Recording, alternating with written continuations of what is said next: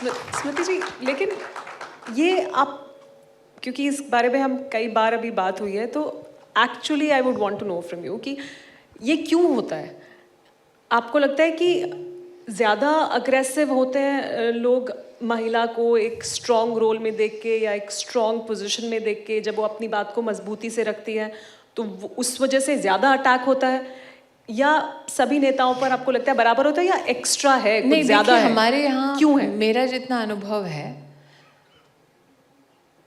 मैंने कभी भी, और एक दो सीनियर्स यहाँ पे इस बात के साक्षी हैं, किसी पत्रकार को घर पे खाना खाने के लिए नहीं बुलाया।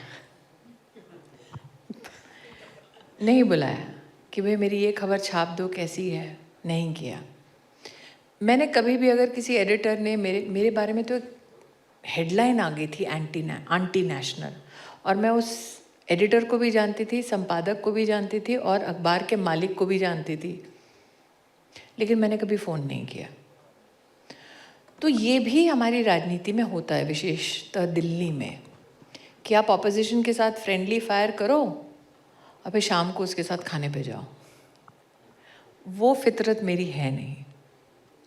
फिर कई बार मंत्री के नाते कुछ लोगों ने, जो एकेडमिक वर्ल्ड से हैं, एक दो वाक्य तो मैं अभी सुना देती हूँ। जब मैं एचआरडी मंत्री थी और पंडित जी बैठे हैं, तो एक सज्जन आए, उन्होंने कहा, अरे एक फला जर्नलिस्ट ने कहा आप अनपढ़ हैं। मैंने कहा अच्छा जी भाई साहब, और मैं मंत्री थी तब।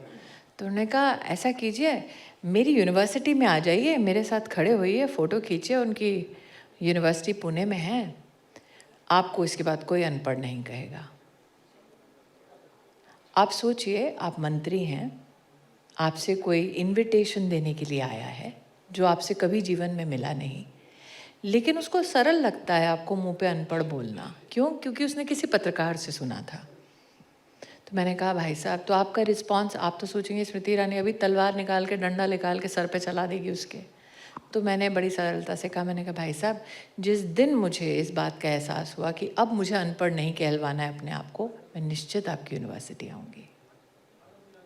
लेकिन अगर मैंने कोई और रिएक्शन दिया होता, जो मैंने एक और सज्जन को दिया, एक आईआईटी के डायरेक्टर थे, उन्होंने कानून का उल्लंघन किया, कहीं कैंपस खोला टैक्स पेयर के पैसे से, और थोड़ी धांधलेबाजी की।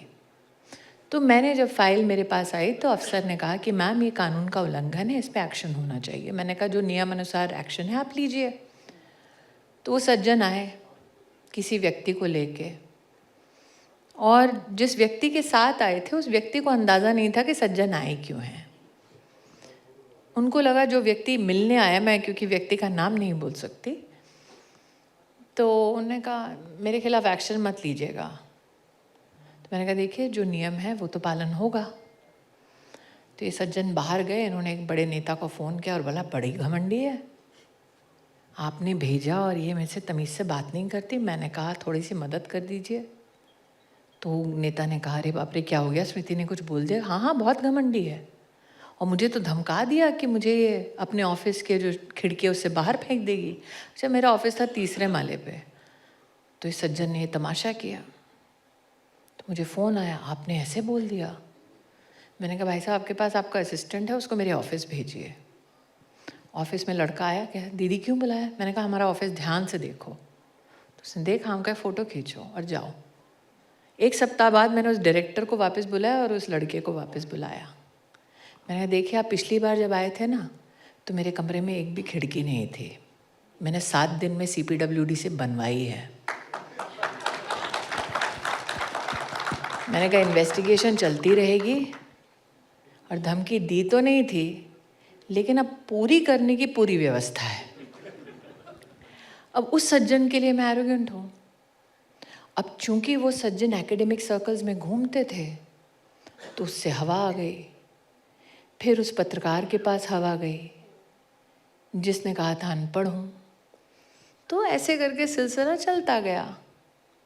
नॉर्मली नेता ऐसे लोगों से मिलके थोड़ा पैचअप कर लेते हैं, मैं नहीं करती। देखिए स्मृति जी, इसे कहा जाता है अंग्रेजी में action speak louder than words, और आज तो आपके वर्ड्स भी जिनको सुनने हैं उन तक पहुंच ही गए होंगे। हमेशा की तरह मुखर रहने के लिए, ऑनेस्ट रहने के लिए और पूछ टेढ़ी रहने के लिए आपका बहुत बहुत धन्यवाद। Thank you. अब इसी के ऊपर आएगा मीम।